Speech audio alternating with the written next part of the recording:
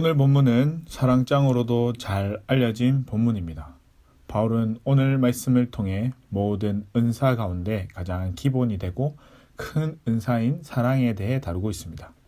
이것은 앞서 12장에서 언급되어진 여러 가지의 은사 중 더욱 큰 은사라고도 할 수 있습니다.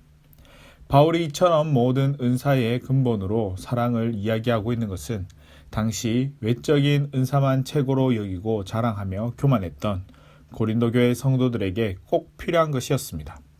그런 고린도 교회 성도들에게 바울은 사랑의 중요성을 네 부분으로 나누어 설명해주고 있습니다. 먼저 사랑이 없으면 아무런 유익이 없다라는 것을 1절부터 3절까지를 통해서 전해주고 있습니다.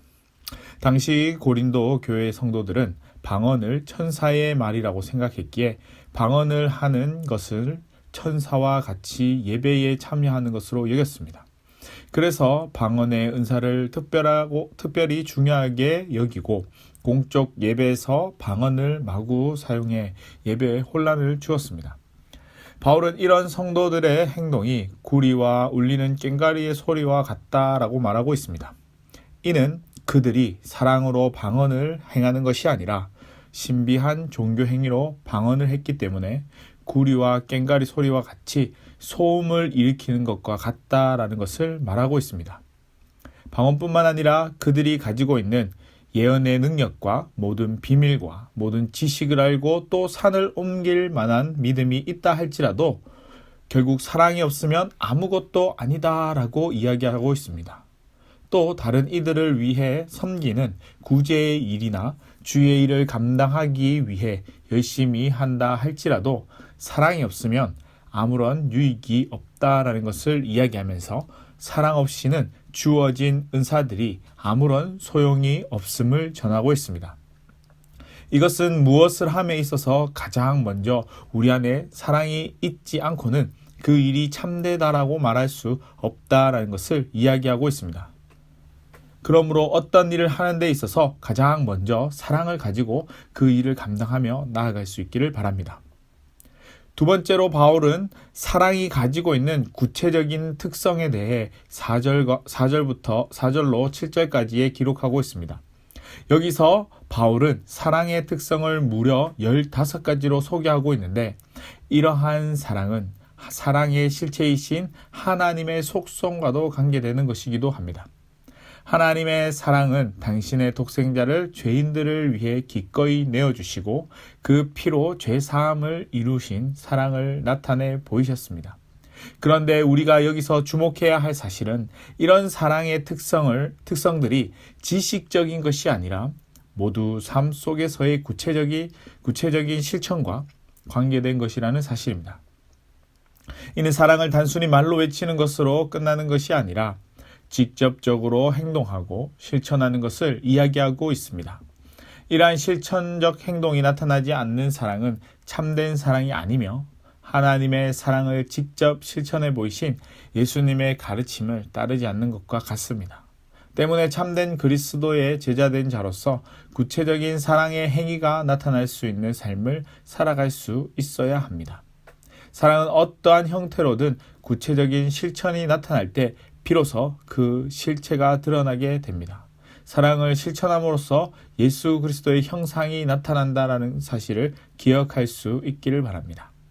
세 번째로 바울은 사랑은 영원하지만 그들이 가지고 있는 은사는 언젠간 없어질 것이다라고 8절부터 10절까지 기록하고 있습니다. 이것은 은사의 참 의미를 알지 못하는 고린도 교회 성도들의 태도를 질타하는 말씀이라 할 수 있습니다. 여기서 가장 핵심이 되는 단어는 패하다라는 단어입니다. 은사가 누구에게서 주어진 것입니까? 성령을 통해 우리에게 주어졌습니다. 그런데 바울은 이런 다양한 은사들이 우리 세상에서 영원하지 않고 언젠가 소멸될 것이다 라고 이야기하고 있습니다. 사실 우리는 이 땅에서 영원히 소멸될 것이 무엇인지를 잘 알고 있습니다. 이 땅에서 우리가 가지고 있는 부나 우리가 누리고 있는 명예와 지위가 영원하지 못함을 잘 알고 있습니다. 그래서 우리는 세상에서 주어진 것보다 신앙 안에 있는 것들을 바르게 알고 그것을 지켜 행하는 삶을 살아가기 위해 노력하며 살아갑니다. 그럼에도 그 역시 영원하지 않다라는 것을 이야기하고 있습니다.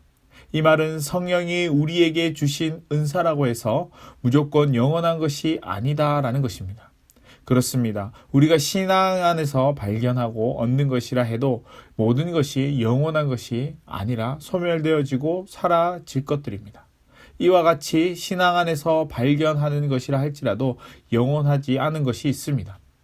물론 이것들이 거룩하지 않다든지 가치가 없다는 말은 아닙니다. 분명히 그것은 거룩하고 가치가 있는 것입니다. 그러면서도 이런 것들이 영원하지 않다는 것입니다. 우리가 이 땅에서 살아가는 동안 주어지는 것들일 뿐이기에 한시적인 것입니다. 때문에 우리는 이런 은사에만 관심을 갖고 집착할 필요가 없습니다. 오히려 사랑이 우리 안에 넘쳐날 수 있도록 사랑을 잘 실천하는 삶을 살아갈 수 있도록 관심을 가지고 집착해야 합니다. 이것이 우리의 신앙이 바르게 성장하는 길이고 주님이 보시기에 합당한 삶을 살아가는 것입니다. 주님이 보시기에 합당한 삶을 살아가기 위해 힘써 노력하는 저와 여러분의 삶이 될 수 있기를 소망합니다. 마지막으로 바울은 11절에서부터 13절을 통해 신앙이 더욱 성장함으로 은사보다 더 중요한 것을 깨달을 수 있기를 바라고 있습니다. 바울은 어린아이와 장성한 사람의 비유를 들어가면서 우리의 신앙이 처음부터 장성한 신앙이 아님임을 이야기하고 있습니다. 어린아이일 때와 장성했을 때 우리가 바라보는 것이 같지 않듯이 신앙 역시 처음에 알지 못했던 사실들을 시간이 지남에 따라 알아감으로 더욱 성장하는 신앙이 되어집니다. 그 말은 이전에 보지 못했던 것들을 볼 수 있는 눈이 생기게 되고 이전에 알고 있었던 것이 전부가 아니라는 것을 깨닫게 된다라는 것을 이야기해주고 있습니다.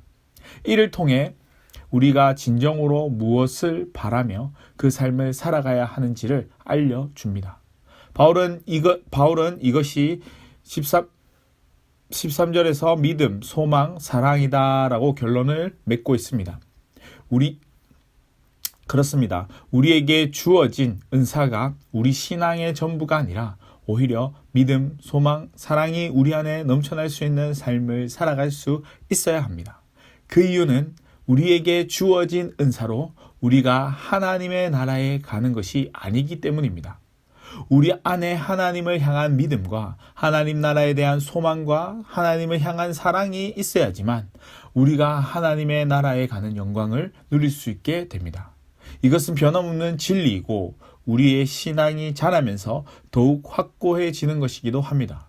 그럼에도 바울은 이 세 가지 중에서 사랑이 제일이다라고 이야기하고 있습니다. 이에 대한 근거를 사랑의 사도로 잘 알려진 요한일서 4장 10절과 11절을 통해 기록하고 있습니다. 사랑은 여기 있으니 우리가 하나님을 사랑한 것이 아니요 하나님이 우리를 사랑하사 우리 죄를 속하기 위하여 화목제물로 그 아들을 보내셨음이라. 하나님이 이같이 우리를 사랑하셨은즉 우리도 서로 사랑하는 것이 마땅하도다라고 말씀하고 있습니다. 이 말은 사랑이 변함없는 하나님의 속성이기 때문에 그 어떤 것보다도 크고 존귀하며 우리 우선이 된다라는 것을 말해주고 있는 것입니다. 무엇보다도 이런 사랑이 우리 안에 풍성하게 넘쳐나는 삶을 살아갈 수 있기를 소망합니다. 뿐만 아니라 우리 안에 주어진 이 사랑을 온전히 전하는 삶을 살아갈 수 있기를 바랍니다. 하나님을 알지 못하는 이들에게 변함이 없는 하나님의 그 사랑을 전하고 나누는 저와 여러분의 삶이 되고 죄로 죽을 수밖에 없었던 우리에게 베풀어 주신 하나님의 크신 사랑에 날마다 감사하는 삶으로 살아갈 수 있기를 주님의 이름으로 간절히 축복합니다.